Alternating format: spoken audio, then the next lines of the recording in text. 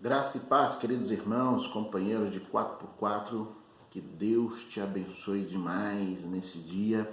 Nós estamos entrando no fim de semana e eu espero no nome de Jesus que você esteja preparado para entregar uma adoração comunitária com a sua congregação sem precedentes. Claro que hoje nós vamos continuar crescendo cada vez mais no nosso grande projeto que é o 4x4, ou seja, nosso plano de leitura da Bíblia em um ano, que a gente possa crescer demais. E hoje nós vamos trabalhar ali na palavra de Deus, aquele texto de Ezequiel, isso mesmo, aquele profetão, né, grandão mesmo, tem muita informação, do capítulo 20 ao capítulo 23. Sabe, você precisa lembrar que os profetas servem para nos dizer a respeito do erro dos outros do passado e que muitas vezes nós estamos errando as mesmas coisas, só com uma roupagem diferente nesses dias. Nós precisamos ser alertados para que a gente não possa cair no mesmo erro do que os outros fizeram. Esse era o propósito dos profetas naquele tempo, para ajudar o povo daquela realidade não mais cair. E agora, com esse registro bíblico aqui, a gente também ser preparado para que a gente não possa também cair nesse momento. Amém? Então nós vamos iniciar, você sabe, né, sempre com aquela boa porção do Espírito Santo traz para os nossos corações, que é justamente a devocional, ou seja, aquela palavra dos capítulos que o Espírito Santo toca para a gente dar uma refletida um pouco maior, né, para que a gente possa nos fortalecer para o nosso dia. Então nós vamos nos basear hoje no capítulo 20. No capítulo 20, nós vamos falar a respeito de acesso negado. Você já foi negado? Né? Você já teve o seu acesso em algum lugar negado, numa festa? Entrando na sua casa, de repente você veio correndo, bateu na porta, pum, tá fechada a porta. Ou você correndo no seu carro, no estacionamento, desesperado, pum, tá fechado. Ou que você quer entrar em algum lugar e não pode entrar, num condomínio ou em algum outro lugar, sabe?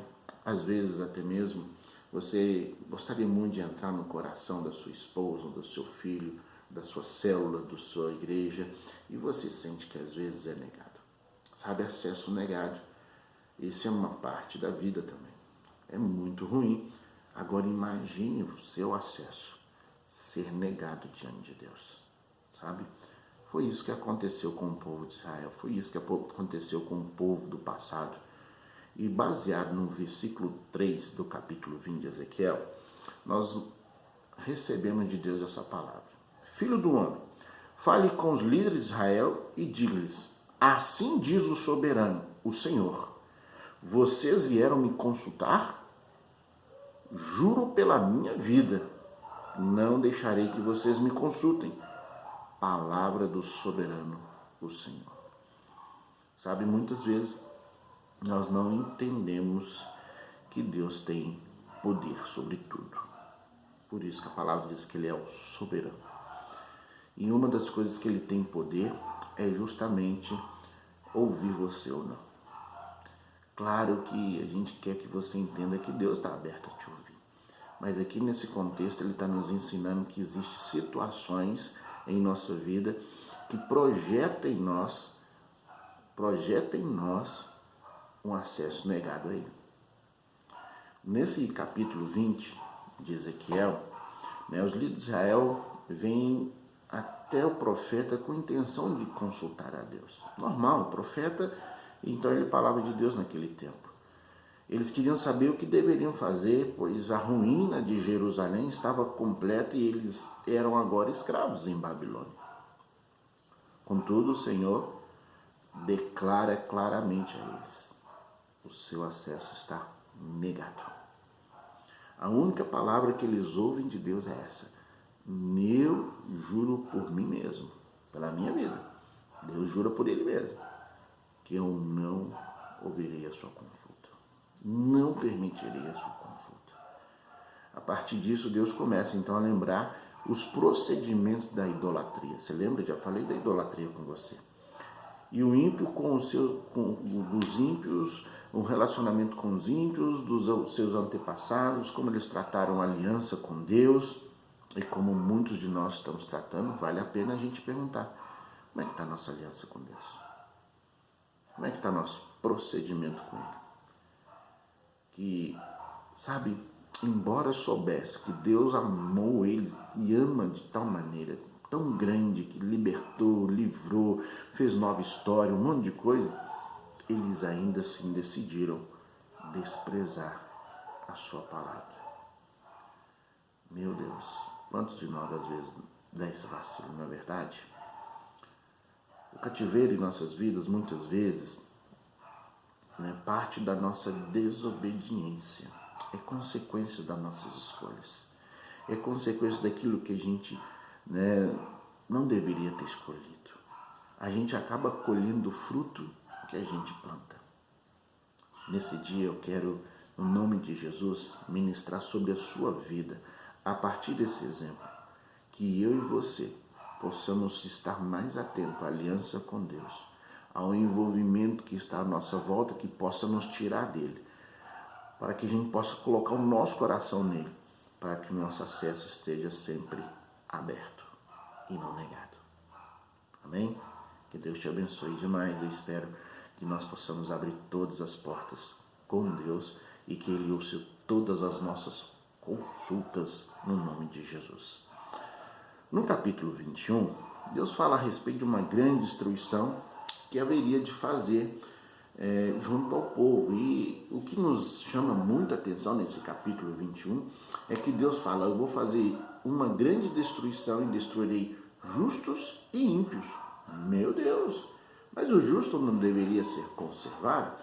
Eu deixo para dizer para você, às vezes, muitos justos estão envolvidos numa atmosfera tão ruim, que acabam sendo ali também, pegos por Deus. Eu acho que muita gente tem medo da morte. Se você é um justo em Deus, desculpa, querido, você não precisa ter medo da morte. Não precisa ter medo da morte.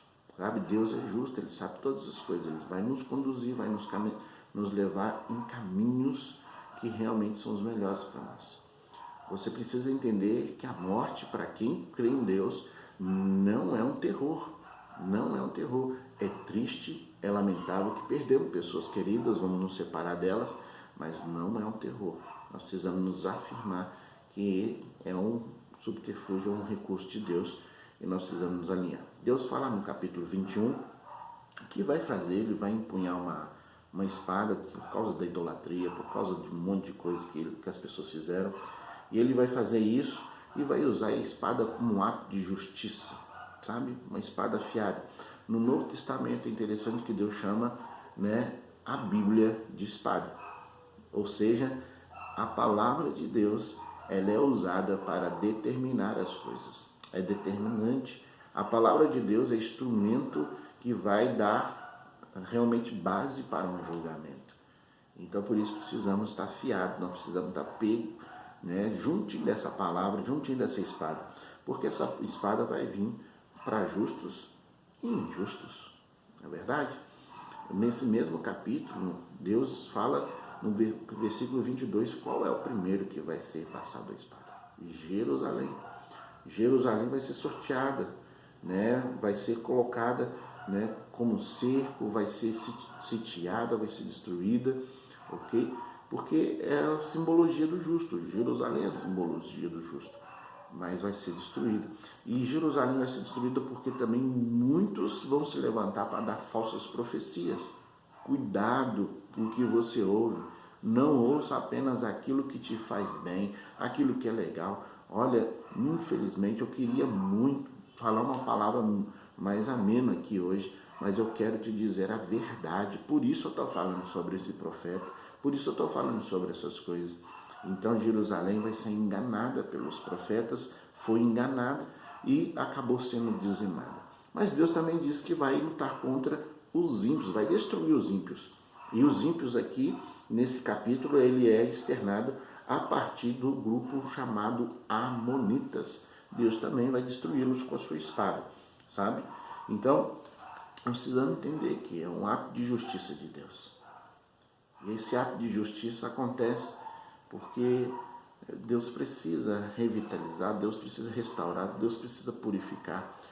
Por isso, no capítulo 22, Deus declara, um dos capítulos mais lindos que eu gosto, em Ezequiel, é justamente nos versículos 33, 30 e 31, né, desse capítulo, que diz: procurei entre eles um homem que erguesse como um muro, que pudesse pôr na brecha diante de mim em favor dessa terra, para que eu não a destruísse. Veja só, Deus não queria destruir. Ele precisava de pessoas que pudessem ser intercessores, justos, abertos a viver em prol do outro, justos, abertos a interceder pelos outros. Mas sabe qual é a conclusão desse verso? Ele diz: mas eu não encontrei. Mas eu não encontrei nenhum. Por isso, Jerusalém é vista como terra do justo, mas não tinha intercessores lá. E por isso, Deus tinha que destruir tanto justos e ímpios. No versículo 31 diz: por isso derramarei a minha ira sobre eles e consumirei o meu grande furor. Sofrerão as consequências de tudo. Palavra do soberano Senhor. Você está vendo, irmão? Nós precisamos crescer demais, nós precisamos orar ao Senhor, nós precisamos interceder.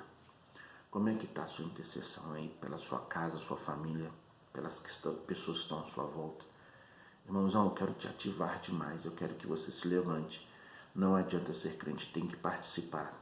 Não adianta ser crente, tem que malhar, tem que orar, tem que buscar, tem que ser um intercessor. Você quer ter sua casa salva, quer ter sua cidade salva, você precisa ser um intercessor. No capítulo 23, Deus então, ele dá uma resposta total sobre o capítulo 22, né, sobre destruição. Então, o Senhor fala ali sobre uma figura de Ola, de Samaria, e Olibá, Jerusalém. Duas prostitutas. É muito triste. É triste demais. Que Deus veja no seu povo assim. Mas eu espero no nome de Jesus que nesse dia você esteja sendo ativado para ser um grande intercessor e possamos juntos trabalhar para que o acesso negado se torne